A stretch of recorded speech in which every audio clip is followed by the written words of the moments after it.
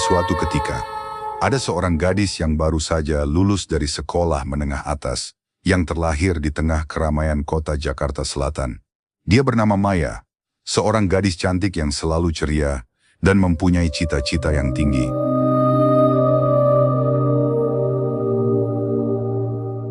Semua kisah Maya berawal pada bulan Juli 2016. Kini Maya baru saja pindah ke kota Jogja untuk melanjutkan kuliahnya dan bekerja sebagai staf administrasi di sebuah perusahaan properti yang baru berdiri.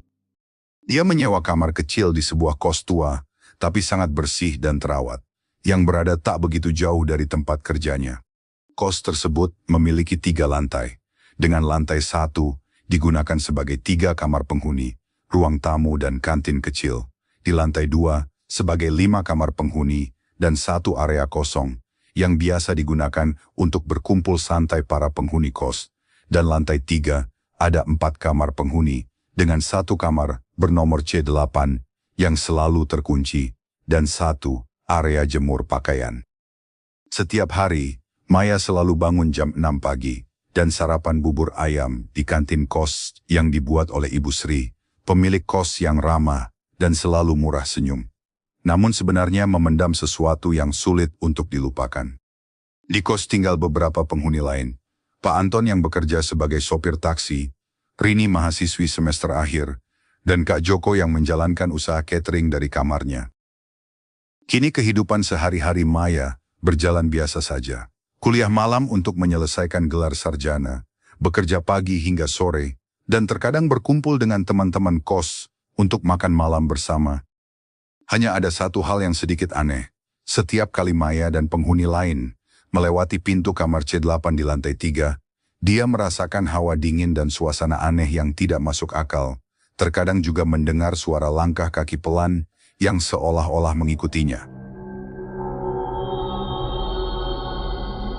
Tapi di saat para penghuni kos mencoba menanyakan hal itu kepada pemilik, Bu Sri selalu bilang bahwa kamar C8 sedang dalam kerusakan yang belum sempat diperbaiki dan tidak boleh dimasuki oleh siapapun.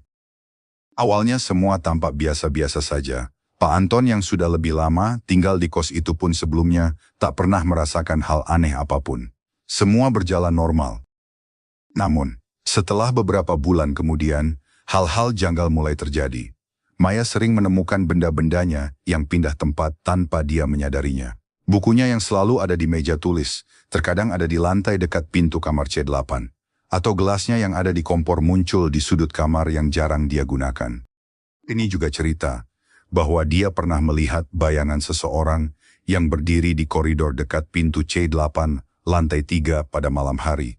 Pak Anton bahkan mengatakan bahwa dia juga pernah melihat lampu di lantai 3 menyala dan mati sendiri, padahal listrik untuk lantai itu sudah dimatikan.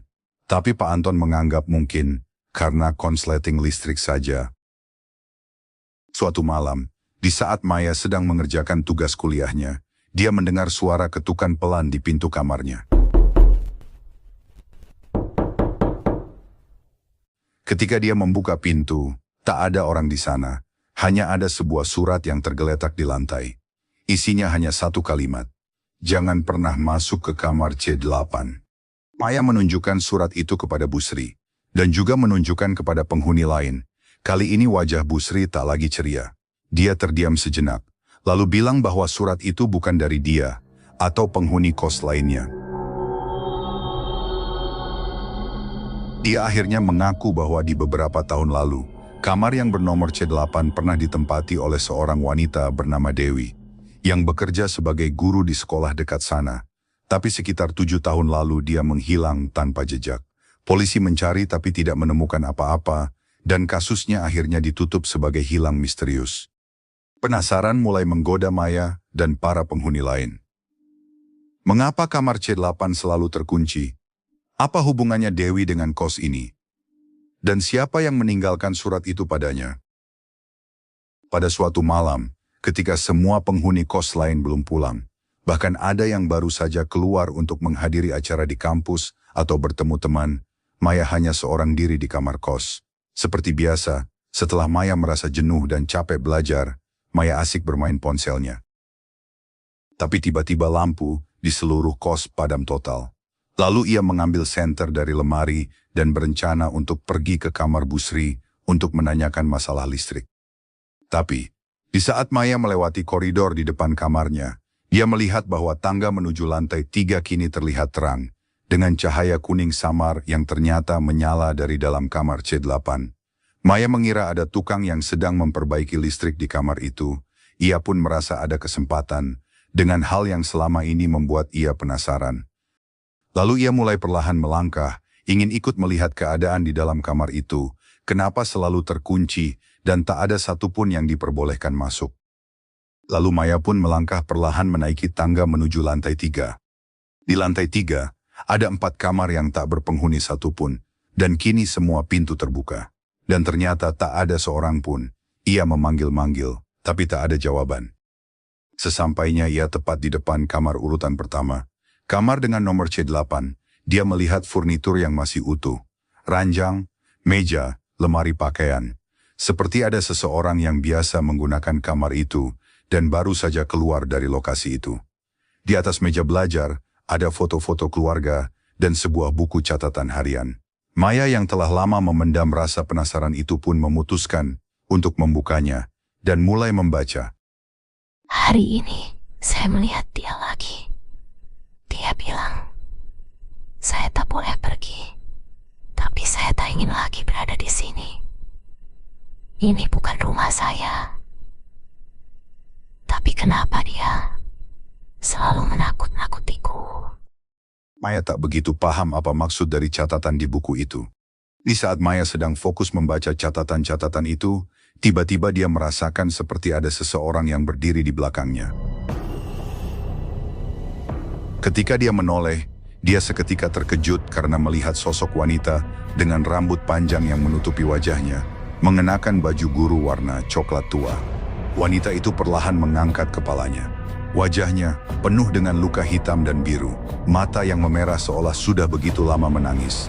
Dan ia menatap Maya dengan penuh kemarahan. Kamu tidak boleh masuk ke sini. Suara wanita itu terdengar seperti menusuk dada. Dia bilang tidak ada yang boleh datang ke sini. Kamu akan membuat dia marah lagi. Maya ketakutan histeris, hingga tak bisa bersuara apa-apa. Namun di benak Maya merasa bingung. Dia siapa yang ia maksud? Kenapa ia merasa begitu takut dengannya? Maya mencoba untuk berlari, tapi kakinya seperti terpaku di tempat. Seluruh tubuh terasa lemas dan detak jantung berdenyut begitu kencang, tapi tak mampu mengangkat kakinya untuk pergi. Lalu dari kamar lain terdengar suara langkah kaki berat yang semakin dekat. Sosok pria besar dengan wajah yang tidak begitu jelas muncul di ujung koridor. Dia membawa tongkat kayu dan mulai berjalan menuju Maya dan wanita itu. Kini perasaan Maya semakin tak beraturan. Rasa terkejut, takut, cemas, panik, seolah menyatu pada diri Maya. Tapi ia tak kuasa untuk berbuat apa-apa. Kamu tidak bisa pergi dariku, Dewi. Suara pria itu dengan nada lirih, tapi dalam. Kau milikku, selalu milikku. Dan kau, tak ada kewajiban untuk bercampur tangan dengan urusan kita. Ucap pria itu pada Maya. Maya tak mampu mengucap apapun, hanya menatap mereka yang tak bisa dipalingkan. Tapi kini kaki Maya akhirnya perlahan bisa bergerak, lalu berlari keluar kamar itu dan bergegas turun dari lantai 3. Tepat di depan tangga lantai 2, dia melihat Bu Sri sedang mengecek kilometer. Berusaha menghidupkan listrik yang sedari tadi mati. Ibu Sri terkejut melihat Maya yang baru saja turun dari lantai 3 dengan ekspresi wajah yang sangat ketakutan dan nafas yang tak beraturan. Dalam hati Bu Sri, sudah tahu apa yang baru saja terjadi dengannya, tanpa ia memberitahunya. Wajah Bu Sri kini penuh dengan kesedihan. Kamu yang tenang ya nak, saya tahu momen ini pasti akan terjadi. Ucap Bu Sri. Maya pun bertanya pada Bu Sri. Lalu siapa lelaki besar itu? Dan apa yang sebenarnya terjadi di waktu lalu? Pria itu adalah mantan pacar Dewi yang tidak bisa menerima bahwa Dewi ingin putus dengannya. Dan dia datang ke kos ini dengan tujuan ingin membujuknya agar hubungan mereka tak putus. Tapi Dewi selalu membantahnya. Lalu pria itu tak lagi bisa memendam amarah dan membunuhnya, lalu menyembunyikan tubuh Dewi di bawah ranjang kamar C8 lantai 3. Saya sempat melihat kejadian itu. tapi takut untuk melaporkan. Karena dia juga mengancam akan menyakiti saya dan akan membuat hidup saya tidak tenang, lalu saya pun lebih memilih diam, meskipun saya tahu ini sangat beresiko. Segera setelah itu, suara sirine polisi terdengar dari kejauhan yang semakin mendekat.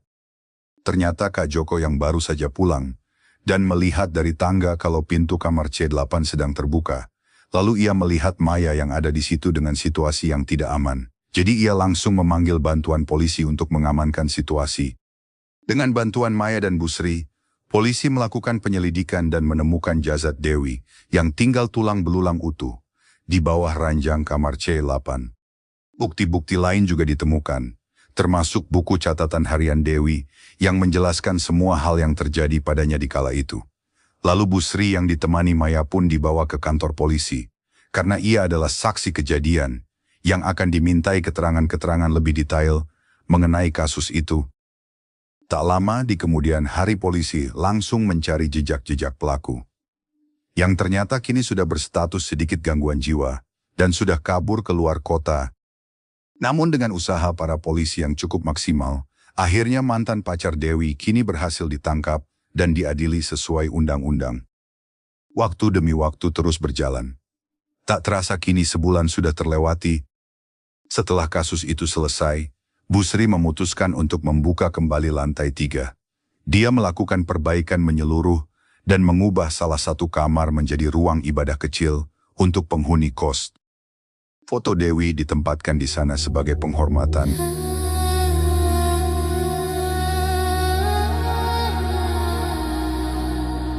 Dan di setiap sebulan sekali, Busri selalu menyediakan bunga untuknya.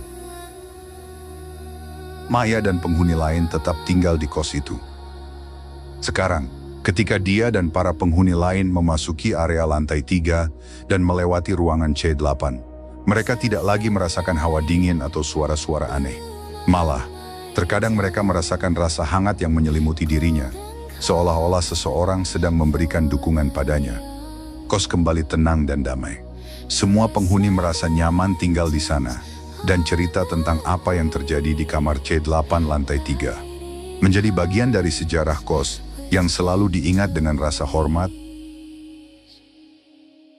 Cerita pun berakhir dengan kehidupan Ibu Sri dan para penghuni kos yang kini telah kembali nyaman dan damai, tanpa adanya teror dari siapapun.